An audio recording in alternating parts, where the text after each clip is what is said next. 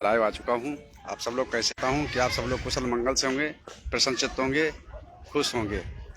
आज संडे है तो आज जो है बच्चे इकट्ठा हुए, थोड़ा सफाई भी हो रही है बाग की जहाँ मैं बैठता हूँ।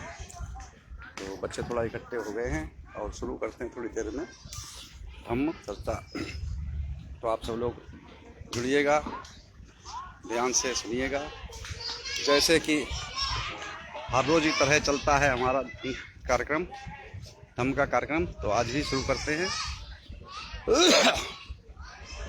धर्म चर्चा चलती है धम्मपद पर, धम्मपति की गाथाएं चल रही है जिसका यमक वक्त चल रहा है। और आज जो है 7वीं और 8वीं गाथाएं हैं। तो सर्वप्रथम मैं तथागत सम्यक संबुद्ध को पंचांग प्रणाम करते हुए उपस्थित उपासक व उपासिकाओं एवं श्रद्धापूर्वक सुनने वाले हमारे श्रद्धालु जन, बैठिए आप सब लोग, बस आराम से बैठ जाइए। तो सर्वप्रथम गाथा द्वारा भगवान शास्ता को नमन वंदन प्रणाम करते हैं। नमो तस्सा भगवतो अरहतो सम्मा सम्बुद्धस्सा। नमो तस्सा भगवतो अरहतो सम्मा सम्बुद्धस्सा। नमो तस्सा भगवतो अरहतो सम्मा सम्बुद्धस्सा। तो आइए शुरू करते हैं, प्रारंभ करते हैं, स्टार्ट करते हैं। जैसा कि कल आप सब लोगों ने सुना कि हमारा जो है धम्मपति की गाथा में है तो आज की गाथा है 7वीं और 8वीं। 7वीं और 8वीं गाथा है। तो आप लोग ध्यान लगा करके, कान लगा करके, मन लगा करके सुनिएगा। शुरू करते हैं, प्रारंभ करते हैं, स्टार्ट करते हैं आज की धम्म चर्चा। गाथा है शुभानुपस्सिं विहरन्तं मियरतं, शुभानुपस्सिं विहरन्तं असंयते सुमते, शुभानुपस्सिं विहरन्तं इन्द्रियेषु असंभुतं भोजनं च मयन्तु तद्दं आखं वीर्यं तं वे पशति मारो बातो रुखं बा दुब्बलं। अशुभानुपस्सिं विहरन्तं इन्द्रियेषु संभुतं भोजनं च मत्तयं सद्दं आरब्ध वीर्यं। अशुभानुपस्सिं, अशुभानुपस्सिं विहरन्तं इंद्रियेषु असंभुतं, जिसके इंद्रियां संयम में नहीं है, जो इंद्रियों से संयम नहीं बरतता है, जो असंयमी है, जो अपने भोजन में मात्रा को नहीं समझता है, जो अपने उद्योगशील नहीं है, आलसी है, प्रयत्नशील नहीं है, वीर्यवान नहीं है और अपने भोजन में मात्रा को नहीं समझता, आलसी है, दुष्प्रज्ञ है, असंयमी है, संयम नहीं बरत सकता, तो ऐसे व्यक्ति कमजोर होते हैं। कैसे? जैसे कि कमजोर वृक्ष, दुर्बल वृक्ष, पेड़ जो होता है, थोड़ी सी हवा चलती है तो गिर जाता है। ऐसे ही मनुष्य धर्म के मार्ग पर चलता हुआ चलना चाहता है, लेकिन डगमग वाली प्रेरणा है उसके बाद, विश्वास नहीं है कि सुख मिलेगा नहीं मिलेगा, कल्याण होगा कि नहीं मिलेगा। अरे कहाँ हम भंते बन गए, कहाँ हम सन्यासी बन गए, क्या जीवन सुख में अच्छा था, ग्रस्त में बच्चे थे, बीवी थे, माँ थी, बाप थे, पिता थे, भाई थे, सब में खुशमिल रहते थे। तो वो डगमगा जाता है कि उसमें संयम नहीं है, उसमें उद्योग नहीं है, मेहनत कस नहीं है, आलसी है और भोजन में मात्रा भी नहीं समझता। अगर मान लो 2 रोटी भूख गई, खा ली 4, तो क्या होगा? नुकसान। तो डगमगा जाता है। वो ऐसा व्यक्ति जो उद्योग नहीं कर पाता है, पुनः छोड़ देता है कपड़ों को, भिक्षु जीवन चीवर छोड़ करके व्यस्त पुनः चला जाता है। तो इस गाथा की अर्थ है, दूसरी गाथा है, शुभान पश्चिंग विहरंतं इंद्रिये सुसंबुतं भोजनम विचमतं सद्दं आरद्ध वीर्यं तंग वे पसति मारो तंग वे नप सहयति मारो शैलंग व पब्बतंग। जो पुरुष, जो मनुष्य संयमी है, शीलवान है, सदाचारी है, मेहनतकश है, उद्योगरत है, मन लगाकर काम करने वाला है, ध्यान लगाने वाला है, शीलों पर चलने वाला है, भोजन में अपनी मात्रा को समझता है कि हमें कितना खाना चाहिए, उस हिसाब से भोजन करता है, शीलों का पालन करता है, ध्यान लगाता है, उद्योग करता है, आगे बढ़ता है, मुक्ति के मार्ग को प्राप्त करता है, हैं? तो ऐसा व्यक्ति कैसा होता है? मजबूत। क्यों? तो संकल्पित है, वो डगमग नहीं होता, उसको कोई डिगा नहीं सकता, कोई कमजोर नहीं कर सकता। जैसे पहाड़ पर्वत, जिसको कितनी भी आंधी तूफान लग चले, लेकिन पहाड़ कभी डिगता गिरता नहीं है। इस प्रकार कठोर हो जाता है, परपक्व हो जाता है, मर्मज्ञ हो जाता है, शील सदाचार से, संयम से, नियम से, विनय से। तो ऐसा व्यक्ति टिकाऊ होता है, वो उद्योगरत होता है, वो आलसी नहीं होता, मेहनत होता है। तो वो प्रज्ञा को प्राप्त करता है, समाधि लगा करके प्रज्ञा को प्राप्त करता है, ज्ञानवान होता है और मुक्ति पा लेता है, निर्वाण का साक्षात्कार कर लेता है। तो इसी की चर्चा में गाथाओं, ये गाथाएं जो है तथागत सम्यक संबुद्ध ने श्रावस्ती के जेतवनारायण में बिहार में बिहरते समय की थी। वहाँ पर बहुत अच्छा सुंदर धर्म देशना चलता था तथागत सम्यक संबुद्ध का, और सुनने वालों का तांता लगा रहता था। कोई कोई तो भगवान बुद्ध को रूप को के ऊपर प्रभावित था तो उनको देखने लिए आता था। कोई उनकी वाणी मीठी लगती थी, बहुत सुंदर लगती थी भाषा, इसलिए आता था। किसी को बड़ा ज्ञान की बातें अच्छी लगती थी, इसलिए दौड़ा चला आता था। और किसी को शील सदाचार का नियम बहुत अच्छा लगता था, मुक्ति का मार्ग अच्छा लगता था, ज्ञान का मार्ग अच्छा लगता था, कल्याण का मार्ग अच्छा लगता था, दुखों से छुटकारा पाने का मार्ग अच्छा लगता था, निर्वाण साक्षात्कार करने का मार्ग अच्छा लगता था। तो अपने मुक्ति के लिए, अपने सुख के लिए, अपने कल्याण के लिए, अपने निर्वाण प्राप्त करने के लिए आते थे। तो नाना प्रकार से, कोई लोभ से, कोई लालच से, कोई शील से, कोई सदाचार से, कोई संयम से, हर प्रकार से मनुष्य जेतवन बिहार में तथागत सम्यक संबुद्ध के पास आते थे।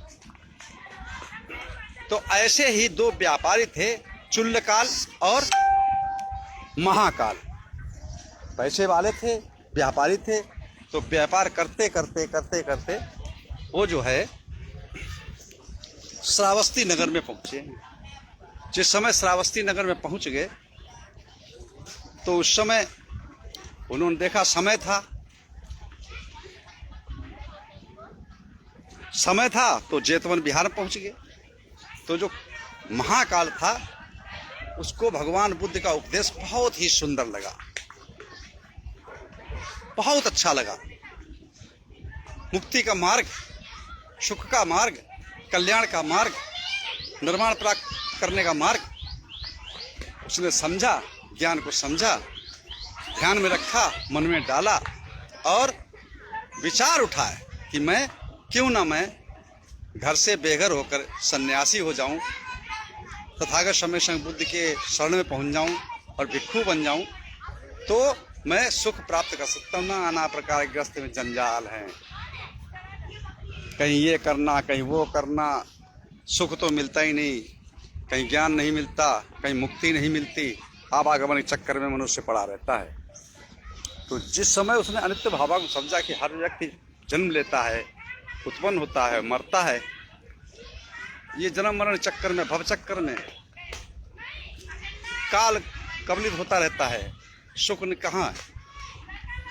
तो इससे मुक्ति के लिए उसने क्या काम किया कि तथागत शम्य संबुद्ध के चरणों में वंदन नमन प्रणाम करके, पंचांग प्रणाम करके बोला, हे तथागत, मैं भी आपकी शरण में आना चाहता हूँ, मैं भी आपके धम्म की शरण में आना चाहता हूँ, मैं संघ की शरण में आना चाहता हूँ, मैं भी मुक्ति चाहता हूँ, मुझे भी कृपा करके आप चीवर की सामने प्रज्ञा दें। तो तथागत सम्यक संबुद्ध ने सारे पुत्र को इशारा किया, उसका मुंडन करा के उसको सामने प्रज्ञा दे दी। अब जो नियम, शील, सदाचार, संयम और समाधि का ज्ञान जो चर्चा बताई, ध्यान बताया, तो उस पर वो दिन रात मेहनत करने लगा। इधर जो उसका छोटा भाई था चुल्लकाल, उसने सोचा जब भाई ने ले लिया चीवर, अब मैं क्या करूं। तो वो उथल पुथल था, वो संयम ही नहीं था। तो इधर देखता सुख तो उधर भागता, उधर देखता सुख उधर भागता। लेकिन अब भाई ने ले लिया, अब मैं क्या करूं। ऐसा करता हूं, मैं भी चीवर ले लेता हूं। भाई को किसी प्रकार समझा के घर पे वापसी ले जाएंगे। उसने भी चीवर ले लिया। अब दोनों ने चीवर ले लिया, एक ही शासन में रत हुए, बौद्ध शासन में। लेकिन जो महाकाल था वो नित्यप्रत भगवान बुद्ध के बताए हुए मार्ग पर चलता और ध्यान भावना में रत रहता। परिपक्व हो गया, जान लिया, अनित्य भावना को समझ लिया कि ये संसार अनित्य है,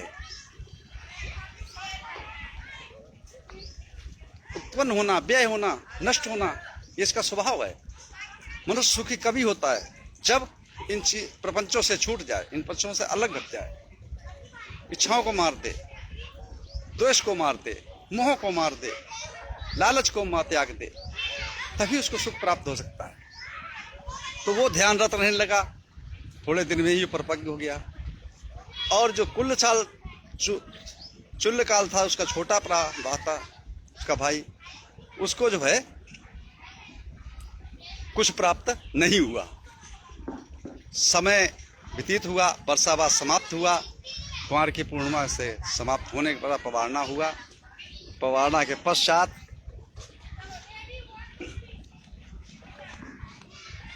भिक्षु लोग इधर उधर चलने लगे, तथागत सम्यक संबुद्ध भी चले हैं। तो नियम सम्यक संबुद्ध का सबके लिए एक ही जैसा था, जैसा अपने लिए दूसरों के लिए वैसे ही।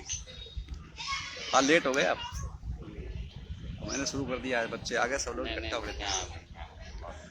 तो सबके लिए नियम था कि चरत भिक्षुवे चारिकं, मतलब मांगना और खाना। ये नहीं कि हम आपको बता रहे हैं ऐसा करो और हम ना करें, जो हम बताएं वो हम खुद भी करना। तो उनका शासन ये था बुद्ध का कि जो बताते थे दूसरों को तो स्वयं भी उसको करते थे।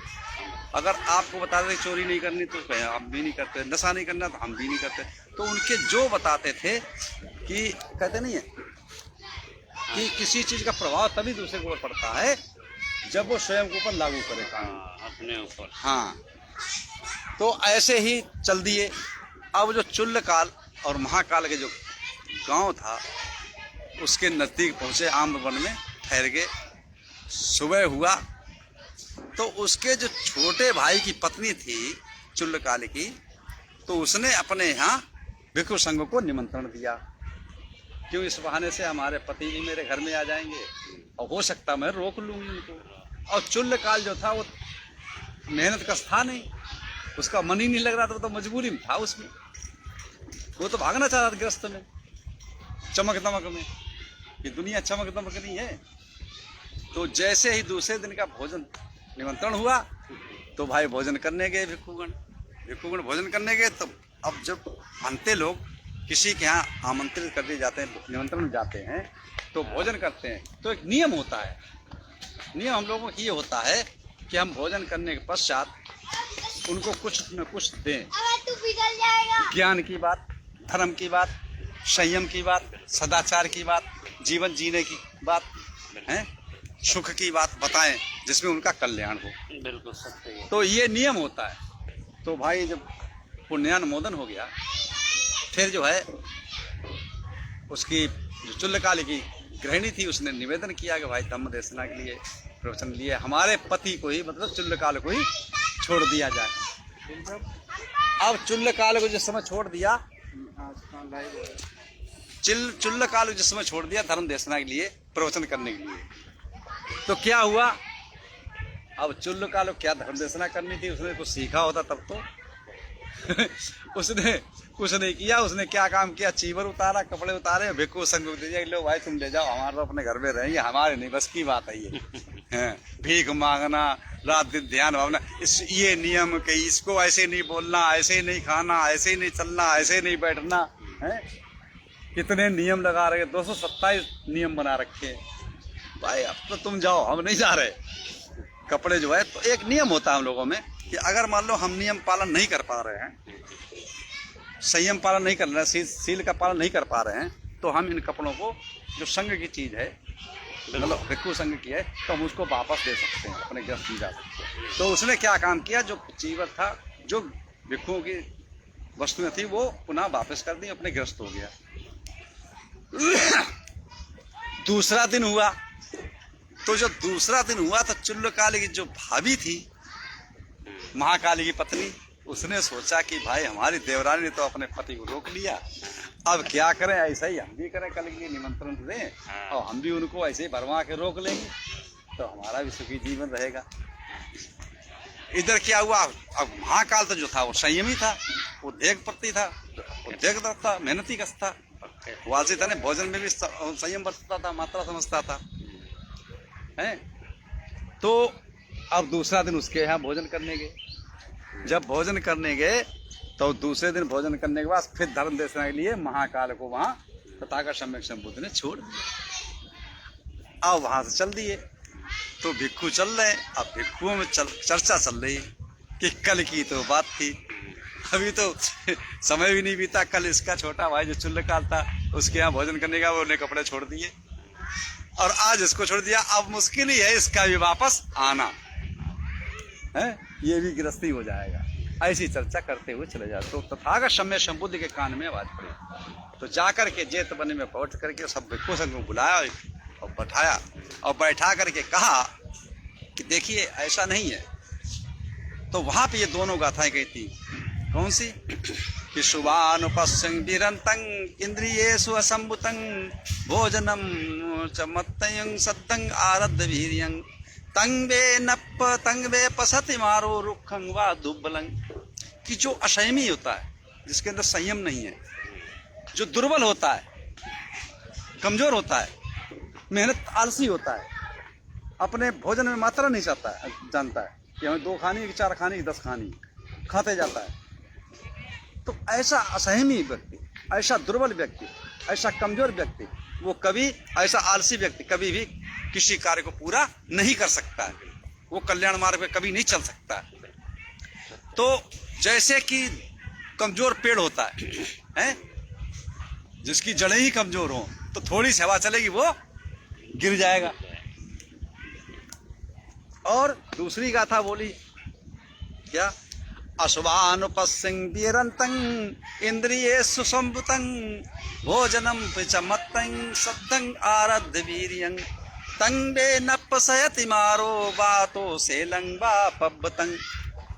अशुभानुपस्यं मतलब जो समझता है, संयमी है, मेहनत कस है, जिस चीज में लगता है उसको ध्यान भावना लगता है, ध्यान भावना करता है। शील सदाचार पालन करना है तो उसमें मेहनत करके करता है कि हम नहीं करेंगे, झूठ नहीं बोलेंगे, चोरी नहीं करेंगे, झगड़ा नहीं करेंगे, गाली नहीं देंगे, जुआ नहीं खेलेंगे, शराब नहीं पिएंगे, किसी हत्या नहीं करेंगे। तो वो मेहनत करता है उसमें, है, उद्योग रहता है। और जो भोजन में भी अपनी मात्रा को समझता है कि हमें कितना खाना चाहिए, है, जो शील सदाचार पालन करता है, तो वो बिल्कुल मजबूत होता है।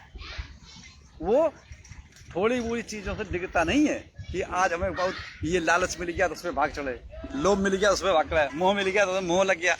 ये जिसने मोह त्याग दिया, लालच त्याग दिया, लोभ त्याग दिया, है, द्वेष त्याग दिया, है, तो अब जो मोह है, गृहस्थ का मोह है, तो हम, ये जो मेरा पुत्र है, ये ऐसा नहीं है, ये उद्योगरत है, ये मेहनत कस है, इसमें समझ चुका है संसार को, ये संसार अनित्य है। कि ये संसार अनित्य है, ये संसार में कोई चीज़ वस्तु या कोई चीज़ टिकाऊ नहीं है, तो सुख कहाँ मिलेगा? सुख तो जब ही मिलेगा जब जन्म लेंगे तो दुख ही दुख है। भाई जन्म अगर लेते हैं तो बच्चा क्यों रोता है? दुखी होता तभी तो होता है? अब जन्म भी दुख, मरण भी दुख, बुढ़ापा भी दुख, मन की खिन्नता, हैरानगी, परेशानी, बेचैनी, विचिकित्सा, खिंचाव, तनाव, इच्छित वस्तुओं ना पाना, प्रिय से वियोग, अप्रिय से संयोग, सारा संसार दुखमय है। क्या जन्म लिया तो दुख, अब बुढ़ापा आया तब दुख, जिस चीज की इच्छा करी नहीं मिली तो दुख है, जिसके किसी एक पुत्र भी नहीं है तो दुख, और किसी के 10 लड़के हैं तब दुखी, किसी के पास संपत्ति नहीं है तो दुख, और किसी के पास जाता है संभाल नहीं पा रहा, उसकी चिंता, नींद नहीं आती, पता नहीं कब चोरी हो जाता तब दुख, और मरना पड़ा तब भी दुख, बुढ़ापा आया तब भी दुख, रोगी हुए तब भी दुख, किसी चीज की इच्छा चली वस्तु की वो नहीं मिल पाई तब भी दुख है, हमारा कोई हमसे बिछुड़ता है तब दुख, अगर हम जाते जाते दुश्मन हमारा मिल गया जिससे मनमुटा चल रहा तब भी दुख जो मिल गया। तो ये संसार दुखमय है। जिसने इस चीज समझ लिया, जिसने इसे जान लिया, तो वो इनसे परे हो जाए। सुख अपने अंदर झांकना पड़ता है कि हम इन चीजों से परे हो जाएं। हम प्यार करें तो पूरे संसार में जितना प्राणी सबसे वैसे ही करें, सबसे तो हमारा कौन, सब हमारे, और कोई हमारा नहीं, हमें किस बात का दुख होगा है? तो उसने समझ रखा है, वो समझदार है, वो ज्ञानवान है, प्रज्ञावान है, उसको कुछ नहीं, उसको कोई नहीं दिखा सकता।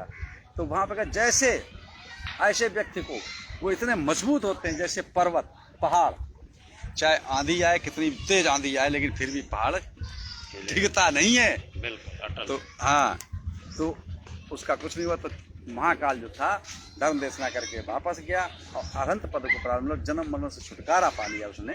क्या समझे? कल्याण मार्ग पा लिया, मुक्ति पा ली।